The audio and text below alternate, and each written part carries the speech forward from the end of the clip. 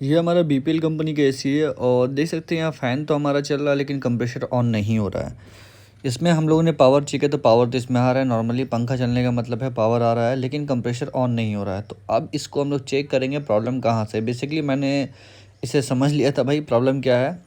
ये बीपीएल का एसी है जो कि डुअल इन्वर्टर आता है और इसमें पीसीबी का प्रॉब्लम है। और पीसीबी को जब आप चेंज करोगे तो क्या क्या चीज़ को नोटिस करना है और किस तरह से आपको चेंज करना है वो मैं इस चीज़ आप लोगों को बारीकी से समझाने वाला हूँ, ताकि एक बार में पीसीबी अच्छे तरीके से फिट हो जाए और आपका जल्दी प्रॉब्लम ना करे। तो पीसीबी को जब मैंने देखा तो ये ओल्ड पीसीबी है जो पुराना वाला लगा हुआ था और इसमें स्मेल वगैरह आ रहा था। और देख करके मुझे लगा कि हाँ इसमें शॉर्ट सर्किट हुआ है, तभी ये हमारा काम नहीं कर पा रहा सही तरीके से। नॉर्मली पंखा तो सिर्फ चल रहा है और देख सकते हैं यहाँ पे हमारा न्यू पीसीबी इस जगह पे लगा हुआ है। और इसको लगाने से पहले आपको ध्यान ये रखना है कि जो भी जैक आप लगा रहे हो उसको अच्छे तरीके से टाइट करना है। कोई भी जैक को आपको लूज़ नहीं रखना है। जैसे कि मैं आप लोग यहाँ पे दिखा देता हूँ किस तरह से इसको लगाना है। ये कंप्रेसर का जैक है हमारा, तो इसको भी अच्छे तरीके से टाइट से लगाना है ताकि लॉक में अच्छे तरीके से फिट हो सके। उसके अलावा 2-3 और है जो हमारा सेंसर वगैरह का रहता है। तो सारे सेंसर का जो भी जैक है उसको 1 बाई 1 करके सेम टू सेम में आपको लगा देना है। ये पुराना वाला एक खोलो और नया वाला एक लगा दो, इस तरह से आपको लगाना होता है। बाकी कैपेसिटर का जैक को भी चेक कर लो लूज़ वगैरह कहीं से ना रहे। कहीं से भी जैक वगैरह लूज़ रहेगा तो प्रॉपर वर्क नहीं करेगा और उस जगह से शॉर्ट सर्किट हो सकता है। तो पहला चीज़ तो हमारा ये है कि जो भी हम जैक लगा रहे हैं तो उसको हम लोग अच्छे तरीके से लगाना है, उसको नोटिस करके लगाना है। उसके अलावा आगे भी मैं आप लोग को बता देता हूँ क्या क्या चीज़ को आपको नोटिस करना रहता है जो इम्पोर्टेंट है। बाकी यहाँ पर आप ध्यान दोगे तो यहाँ पर हमारा फ़ैन का एक जैक आता है। फ़ैन के जैक को भी अच्छे तरीके से लगाना होता है। मैं आप लोगों को अभी दिखा देता हूँ किस तरह से। देख सकते हैं यहाँ पर मैं ओपन कर चुका हूँ इस जैक को और ये हमारा जैक है फ़ैन का जो कि इस तरफ में हमारा लगता है। तो आराम से और अच्छे तरीके से जो कनेक्ट करना होता है। थोड़ा आप समय दो, कभी भी पीसीबी वगैरह लगाते हो ऐसा नहीं कोई जैक वगैरह आपका रह जाए और सारा कैबिनेट वगैरह फिट कर दो फिर से आपको उसको ओपन करना पड़े, तो ऐसा कंडीशन ना हो। इसके अलावा हमारे पास 3 और जैक है जो कि हमारा मेन पावर वाला है। इसमें आप लोगों का लाइन है, न्यूट्रल है और एक सीपी लाइन रहता है हमारा, तो उसको भी देखना ज़रूरी है। सॉरी, सीपी कम्युनिकेशन लाइन जो रहता है। अब सारा चीज़ यहाँ पर कंप्लीट होने के बाद इसका सारा जैक को हम लोग मिला दे रहे और जो वायरिंग है उसको अच्छे तरीके से बैठा दे रहे ताकि ऊपर का जो कैबिनेट और ढक्कन वगैरह हम लोग फिट करेंगे वो अच्छे तरीके से बैठ सके। तो ये सारा चीज़ को हम लोगों को नोटिस करना पड़ता है। इसके अलावा चलिए हम लोग 1 बाई 1 करके इसका स्क्रू वगैरह को भी हम लोग टाइट करेंगे। पहला तो पीसीबी वाला है, पीसीबी वाला को टाइट कर देते हैं। कोई भी स्क्रू को आपको छोड़ना नहीं है। अगर आप स्क्रू वगैरह का छोड़ देंगे तो आपका जब एसी रनिंग करेगा तो साउंड का इशू आ सकता है। तो ध्यान रखिएगा जहाँ से जो भी स्क्रू आप ओपन कर रहे हो वो स्क्रू को उसी जगह पे अच्छे तरीके से टाइट करना इम्पॉर्टेंट है।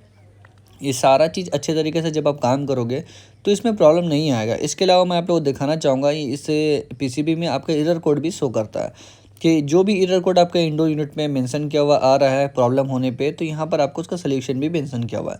इसको देख करके पढ़ करके उस प्रॉब्लम का सलूशन आप बहुत ईजी वे में निकाल सकते हो कि इसमें प्रॉब्लम क्यों और कहाँ से आ रहा है। चलिए सारा स्क्रू बाकी भी जो है हम लोग उसको भी अभी लगा देंगे।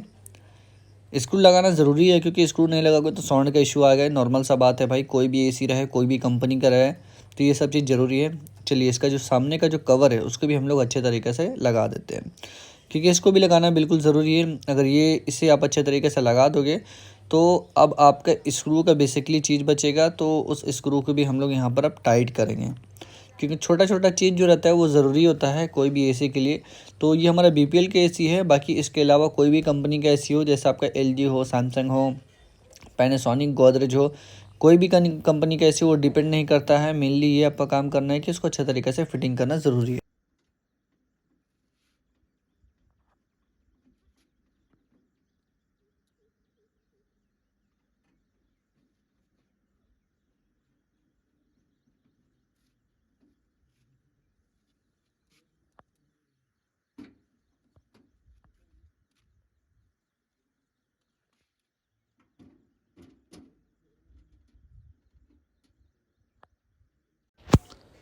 अर्थिंग तार लगाना इंपॉर्टेंट है क्योंकि अर्थिंग तार अगर आप नहीं लगाइएगा तो कम्युनिकेशन एरर कभी भी आ सकता है।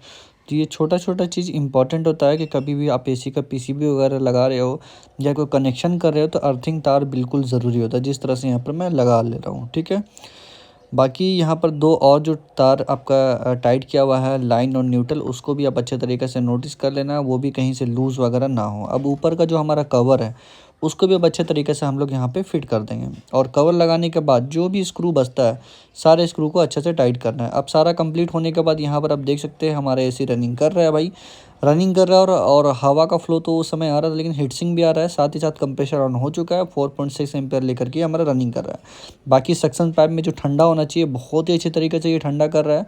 और हमारा जो डिस्चार्ज पाइप है वो भी कूल कर रहा है। और जो हमारा एम्पेयर है वो बहुत ही प्रॉपर तरीके से धीरे धीरे बढ़ रहा है, मतलब गैस का इशू नहीं है। और कूलिंग बहुत ही अच्छा आ चुका है।